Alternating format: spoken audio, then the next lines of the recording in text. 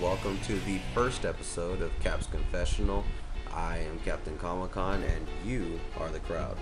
So, where do we start today?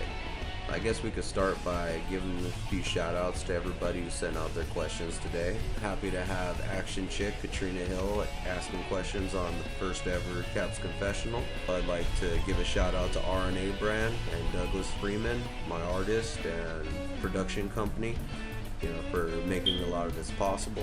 Thank you very much for the photos and the fan art and everything, and I really appreciate that. And if you haven't heard of Douglas Freeman, RNA Brand, check them out on Twitter at RNA Brand, or you can check out their website at www.rnabrand.com. Would also like to thank Rulian for their theme song for Cap's Confessional. Really appreciate it. If you haven't heard Rulian, go ahead and check them out at Rulian on Twitter or www.rulian.com. With that being said, let's get to the questions.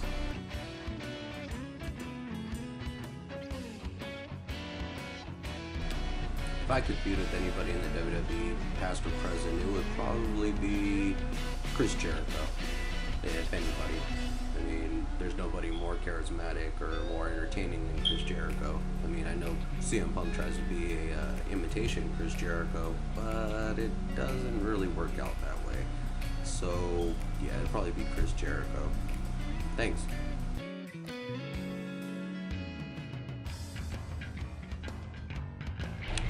Well, Shutterpoint, that's actually a great question. It's pretty hard for me to just name one horror movie, but if I had to name a couple of them, I guess I would probably say The Exorcist, Poltergeist, the original Halloween, and the original Nightmare on Elm Street. Not too big on the remakes of them. I hope that the original Exorcist doesnn't get remade, and I really hope Poltergeist doesn't get remade. So if they could just keep those to where they're at, I think those will stay up there as some of my top. Thanks for the question.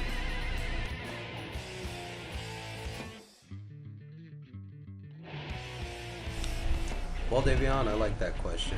I also really like the PS Vita. It's pretty much the main reason why the 3DS has gone down in price so low. So, I mean, if you really think about it, I think the Vita is going to blow pretty much everything out of the water, especially with all the titles they have coming out for it, like Street Fighter X Tekken, Ultimate Marvel vs. Capcom 3. I mean, the list just goes on and on.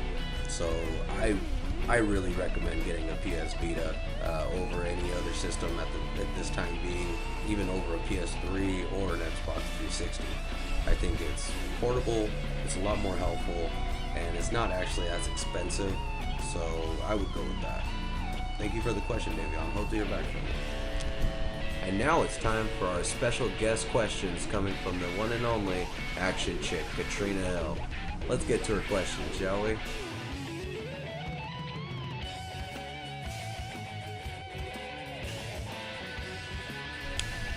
There are a lot of supplies that you should really have at Comic-Con, but if you're asking for the ones that you most definitely should have at all times, it would be one, the Sharpie, because you never know who you're going to run into over it. You never know if you're going to run into a celebrity or something that you might want to get an autograph from, or just to do something with the Sharpie. It's always good to have a Sharpie on you, at least one or two of them, but you never know. Two would be a bottle of water, a lot of bottled water, because it's going to get hot. It's in the middle of July. I mean, the breeze from outside feels really good, but when you're inside of that convention center, it gets sweltering in there sometimes, and sometimes you just need some water. And unless you want to pay about $6 for a bottle of water, I would suggest carrying a few bottles of water in your backpack, which leads us to our third item, a backpack. A backpack is perfect for carrying around iPods, for carrying around your laptop, for carrying around free stuff that you may pick up along the way, not to mention your bottled waters, your Sharpies, the things you buy, the comics you buy. It's just really great to have one of those, because not everybody is fortunate enough to get some of the bags that they used to give out. So now they're a lot more limited around these days, so you might want to consider picking one of those up. Number 4 is a pretty obvious one, a cell phone. I would say a cell phone is probably one of your most important things to have. I remember back in the days when we didn't have cell phones and we all had to use walkie-talkies, and it was just very annoying for me personally and everyone who I went to cons with, having 80 million people on the same channel as you messing around, and you're trying to find the people you're looking for and you can't. You get people fucking with you on there. It's best to have a cell phone, that way you just get direct contact with that person and just get it done with. So yeah, cell phone is top of the line shit at Comic-Con. The very last thing I would recommend are comfortable shoes. You're gonna be doing a lot of walking, whether it be in the con, outside the con, in the gas lamp, walking around San Diego. You're gonna need some comfortable shoes, so please make sure to wear comfortable shoes, because you don't want your feet getting out before your body does, because you're gonna want to keep going. You're gonna want to keep going and going and going like the Energizer Bunny, but once your feet go out, you're done.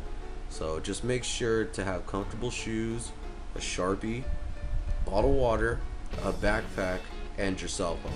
Those are the main things that I would recommend taking to a con.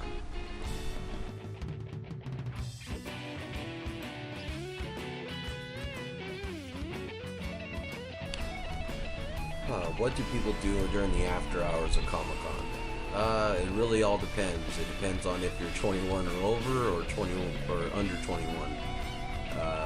I usually, nowadays, I go to the gas lamp. I hit up a lot of the happy hours.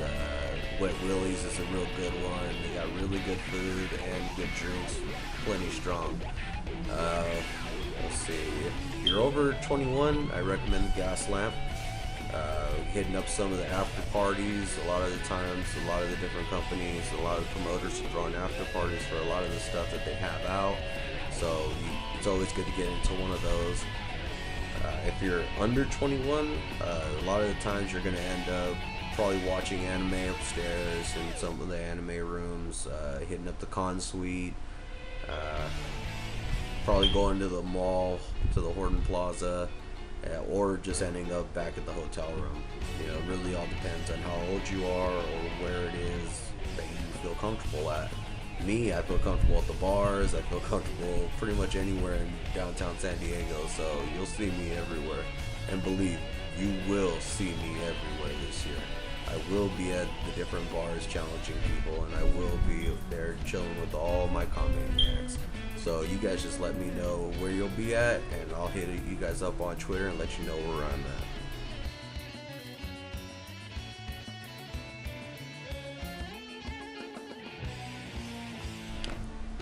Stan Lee is actually 5'11", I believe, but that's just in height. In character, he's 10 stories high. He's up here. I don't know if you can see that, but up here. So, he's just an amazing person, amazing personality, great guy to be around. I have mad respect for Stan Lee. Without him, I don't think the cons would be where they're at now, considering all the things that he's contributed to it. So, just huge props to Stan Lee, and for still being there and still even putting himself in as cameo roles in his movies.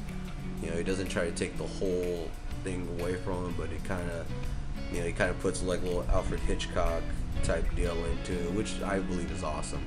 So thank you Stan Lee, for all the support you showed for Comic-Cons, and thank you for being 5'11", because I'm taller than you. A few of the events that I'll be at this month is going to be starting at the Hollywood Cemetery, actually, for the Poltergeist screening in the Hollywood Cemetery, which should be amazing. I can't wait to get there. I mean, just the movie itself is creepy enough as it is, but now watching it at the cemetery, it should be epic. After that, I'll be at Steam Wolf. Not really doing too much as far as signing or anything like that. Just going there to be more of a fan for the show. But if you'd like to approach me for a picture or something like that, maybe I can get you a quick signing, then we can do that. But let's make sure to do it before or maybe after the show.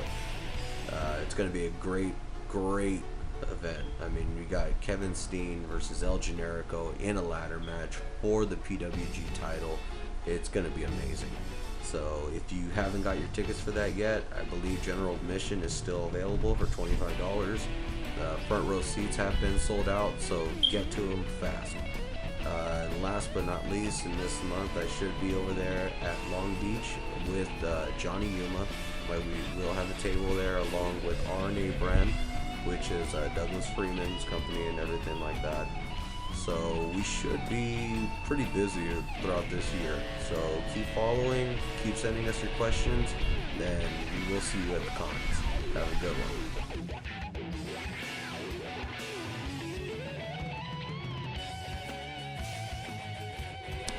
And last but certainly not least, make sure you have your badge.